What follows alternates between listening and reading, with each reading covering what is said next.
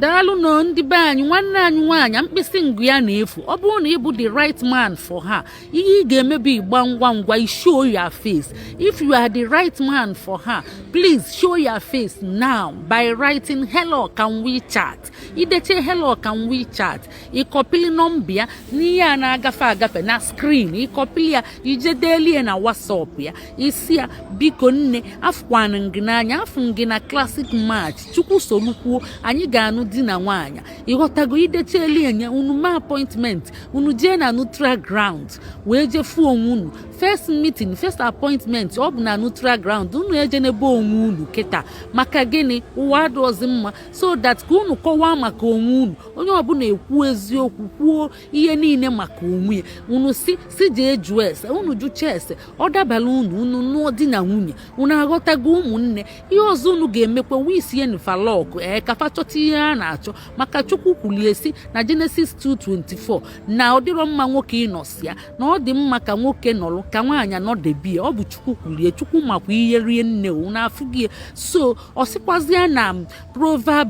18:22 o wee sịkwazịa na nwoke chọtalụ nwaanyị chọtala ezigbo ihe na ọ ga-enwetakwa elele ọ ga-enweta ngọzi nwaanyị bụ ngọzi dịla ụmụ nwoke ọ bụ helpa dịla ụmụ nwoke nya ụmụ nwoke gbaanụ ngwa ngwa ifugo ka ihe si wee gbatakwulu kịta so ị na-eme ime ọsọ onye egbu n'ibi oge unu fụ onwe unu like ya unu gaa n'iru unu afụkwa na onwe unu n'anya ma unu fụ face to face unu gbasa ọsọ unu egbu na onye ọbụla oge unu aghọtago ndị fans biko ihe unu ga-emekwazi ọzọ bụ unu kpọọ ụmụ nwanne unu nwoke ndị niile nọ na mba ụwa dị iche iche ndị nọ na Amerịka ndị nọ na Europe ndị nọ na Lagos Abuja n'Igbo Ọnịcha tag ya na forward olufe ihe a sifa na ihe na-eme ebe a na ụmụ ezigbote nwaada dị mma na-eme mma na fa ga-like ya so abịazịa onye ọbụla like ya ome ọsọ ifugo ka ihe si wee gbatakwulu kịta ị na-aghọtago you know what I mean so ilike anya ime ọsọ jos unu jụọ ese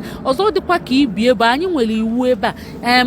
unu na-abụ onwere onye ga-ayọ ibi ego ịghọtago tili unu nụọ di na nwunye mana o nwezikwa onye nyere ibi ego willingly o welu mana anara ayọ ego a na-akwa asịsị boronye ego ma ọ si binye ego ma ọ gift ma ọ bụ any material thing anara ekwu iyere tax mmadụ ka tax force ọkwa ị na-anụ ya ma nwoke ma nwaanyị iyere ekwu so unu ga na-akpa ihe gbasata di na nwunye ka unu si ga-emenye baba na ka asụ ọnya nri nya bụ di na nwunye unu chọọ ịnụ unu ekwune biznes unu ekwune marketing so jos kwubenu maka ka esi ga anụ di na nwunye onye kwuo maka ihe ọzọ ime enye ignore ma ọ bụ blọk ọnya ọzọkwa anara ekwu okwu ibongi ikwu okwu ibongi ọ dịrọ mma ọ dịka ibuzi hit and run ị ga-ejizi anya na-ene ma ihe like ịghọtago unu kwuo ihe like and dislike ịgwacha onye unu kpa anya ọ dịkwa ya mma ọ dịrị ya mma unu reachie conclusion ya like